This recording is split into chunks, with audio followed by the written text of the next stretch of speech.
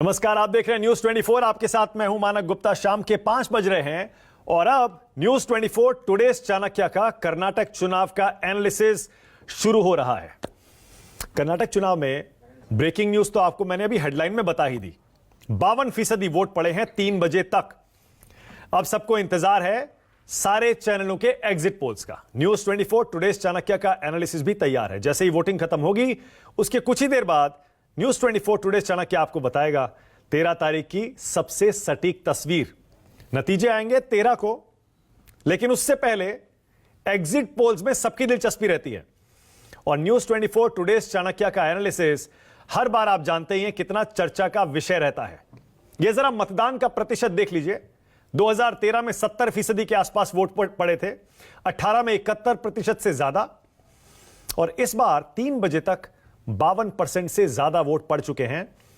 अंदाजा यही लगाया जा रहा है वोटिंग खत्म होने तक यह आंकड़ा पिछली बार के 70%, 71% के आंकड़े को छू भी सकता है और यह 224 सीटों का न्यूज 24 टुडेस चाणक्य का जो एक अनुमान आएगा वो थोड़ी देर बाद आएगा। जब तक वो नहीं आता तब तक मेरे साथ आज इस कवरेज में शामिल मेहमानों से पहले परिचय करा दूं। यहां स्टूडियो में मेरे साथ बीजेपी से शहजाद पूनावाला आ गए हैं और उनके साथ ही बैठे हैं अभय कुमार दुबे, CSDS से ताल्लुक रखते आए हैं और चुनाव विश्लेषक, चुनाव विशेषज्ञ, वरिष्ठ पत्रकार, राजनीतिक विश्लेषक, कुछ भी आप इनको कह सकते हैं। मेरे साथ कांग्रेस से भी प्रवक्ता जुड़ने वाले हैं। इसके अलावा हमारे एक और एक्सपर्ट विनोद शर्मा बस आपको थोड़ी देर में यहां स्टूडियो में दिखाई देंगे।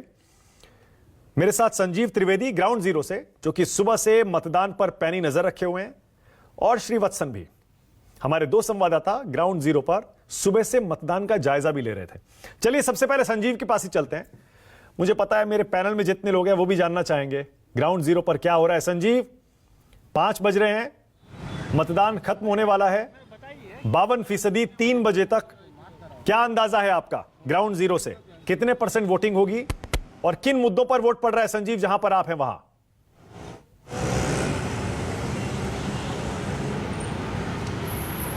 देखिए, 52% 3 बजे तक बहुत अच्छा नहीं, बहुत ख़राब नहीं। इस तरह के पोलिंग परसेंटेजेस अमूमन हर राज्य में आते हैं। बहुत ज़्यादा हो जाएगा और 70-80% होने लगेगा, इस तरह का गुंजाइश तो नज़र नहीं आता है, क्योंकि 1 घंटे बचे हैं पोलिंग को और मैं देख रहा हूँ बहुत ज़्यादा उत्सुक होकर के लोग पहुँच रहे हो, ऐसा नहीं है। लाइनें लगी हुई हैं, लेकिन जैसे उत्तर भारत में बहुत ज़्यादा बड़ी लाइनें हम देखते हैं आखिरी 1 घंटे में, यहाँ पर मुझे वैसी दिखाई नहीं पड़ रही हैं। अब रहा सवाल मुद्दों का कि आखिर कौन से मुद्दे हावी रहे, तो उसको बताने के लिए देखिए बहुत से मुद्दे यहाँ पर हैं जिसको कि हम लोगों से पूछ रहे हैं, पर जो हावी क्या मुद्दा रहा है आप सीधे उन लोगों से बात कर लेते हैं जो आज मतदान कर चुके हैं या करने जा रहे हैं। आप हिंदी बोलते हैं थोड़ा बहुत? हाँ, बोलते हैं, बहुत बढ़िया। क्या नाम है आपका? राहुल, ये बताइए कि जब आज वोट किया जा रहा था, आप जैसे युवा वोट कर रहे थे, आप वोट कर रहे थे, कौन से मुद्दे थे, कौन से इश्यूज थे जो दिमाग में थे जिसके आधार पर आपने अपना वोट कास्ट किया? सर, मेरा तो एक सजेशन है कि अनएम्प्लॉयमेंट जो है ना वो तो ख़त्म करना है। थोड़ा सा यूथ्स को भी आप सपोर्ट करना है, तो इसलिए मैं सपोर्ट है बीजेपी के लिए है। तो बीजेपी आए तो मेरी ख्याल से तो अच्छे करेगा। आपको लगता है कि अनएम्प्लॉयमेंट एक इशू है जो कि अभी तक फुलफिल्ड है, उसको पूरा करना जरूरी है, लेकिन वोट आपने? वो तो जरूरी है सर। हाँ, जरूरी है। आप अभी सिर्फ कर्नाटका में नहीं, सारे हिंदुस्तान पे तो करना ही है। पर ये कहते हैं कि यहाँ पर अनएम्प्लॉयमेंट है तो इसीलिए क्योंकि भ्रष्टाचार है, 40% सरकार, ऐसे बोलते हैं। आपको लगता है? ऐसा कुछ नहीं है सर। कभी कभी लोग बोलते हैं कि ऐसा है करके, हमारे को तो ऐसा नहीं दिख रहा है।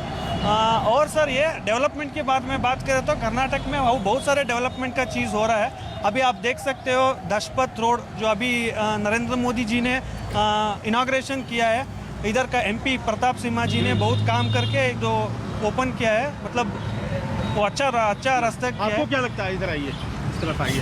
आपको क्या लगता है, क्या इश्यूज पर वोट किया?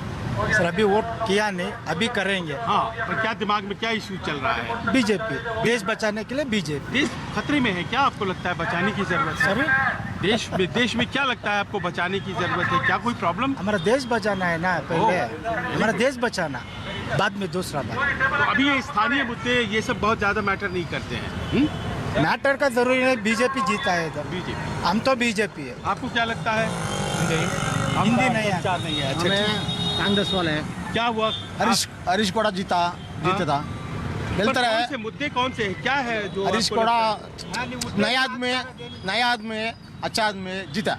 हरीश कोड़ा नहीं, कांग्रेस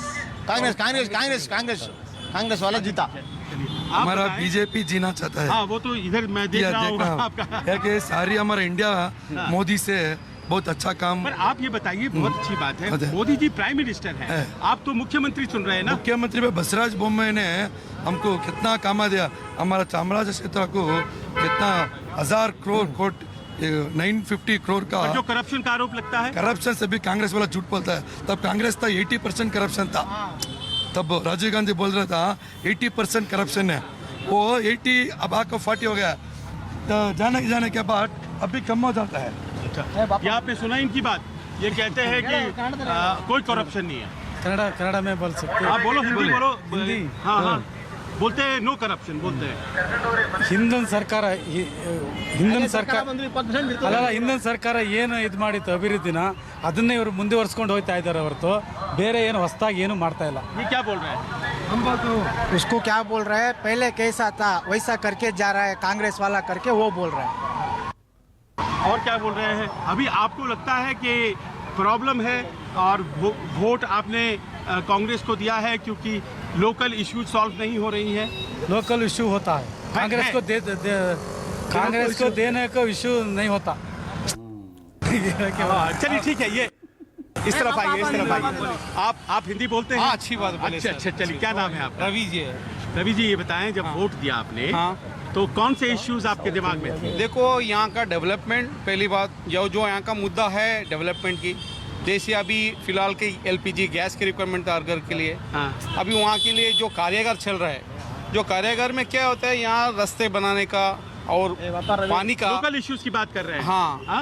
तो ये मुद्दे हैं, ज्यादा से ज्यादा वही आपको मुद्दे लगता हैं। है कि ये मौजूदा सरकार ने इन मुद्दों को सॉल्व किया है? नहीं, अभी वो प्रयत्न में है ना, इसकी वजह से आगे जो आने वाला है उसको प्रयत्न से आगे बढ़ने की इच्छा पर रखा आने है। वाला कौन है, आपको क्या लगता है? जो मन में जो है Change उस होगा वजह- या कंटिन्यूटी होगा? हाँ, मेरे हिसाब में जो यहाँ की जो हालात है, हाँ, जो मैसूर की जो हालात है, ये एरिया की जो हालात है, शायद 50-50 में कंपटीशन चलेगी। और जेडीएस के बारे में बात नहीं कर रहे। जेडीएस तो इधर फिलहाल नहीं है, क्योंकि जेडीएस की जो पाबंदी है वो यहाँ तक आया नहीं है।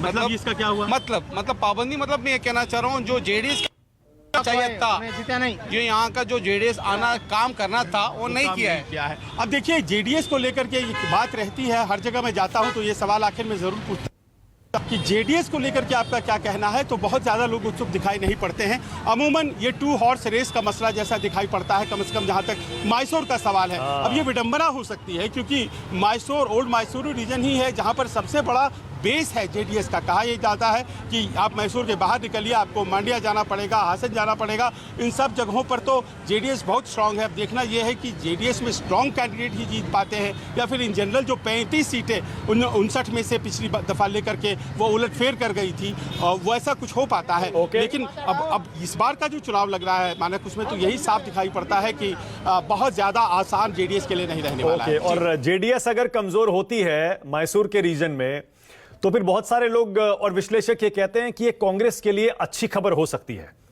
खैर, अभी संजीव त्रिवेदी जितने लोगों से बात कर रहे थे, आपने ज्यादातर लोगों को बीजेपी का सपोर्ट करते हुए सुना। अभी 2-3 घंटे पहले श्रीवत्सन मेरे सहयोगी ग्राउंड जीरो पर कुछ लोगों से बात कर रहे थे, उनमें ज्यादातर लोग कांग्रेस के सपोर्टर थे। तो उस समय भी डिबेट में यह सवाल उठ रहा था कि सारे के सारे लोग एक ही पार्टी के सपोर्टर रिपोर्टरों को कैसे मिल रहे हैं। भैया ये हो जाता है क्योंकि ग्राउंड पर आप जहां हैं उस समय वहां पर कौन सी पार्टी के सपोर्टर रिपोर्टर को मिल जाएं, क्योंकि किसी के चेहरे पर तो लिखा नहीं होता है और हम चेहरा देखकर या कपड़े देखकर या फिर भाषा देखकर या फिर कुछ और देखकर किसी से बात नहीं करते हैं। मेरे साथ अतुल लोंडे पाटिल कांग्रेस से जुड़ गए हैं और विजय ग्रोवर बेंगलुरु से अभी थोड़ी देर में जुड़ेंगे। श्रीवत्सन बेंगलुरु पहुंच गए। श्रीवत्सन, आप थोड़ी देर पहले कहीं और थे, आप बेंगलुरु में हैं, आपका असेसमेंट क्या है? बेंगलुरु से अभी आप कैसे देख रहे हैं, खासतौर से वोटिंग प्रतिशत को, और किन मुद्दों पर वोटिंग हो रही है? श्रीवत्सन जी देखिए, मानक जी देखिए, जब वोटिंग परसेंट की बात आती है तो आखिरी के 1 घंटे में पोलिंग बूथ के बाद लंबी भीड़ नजर आती है।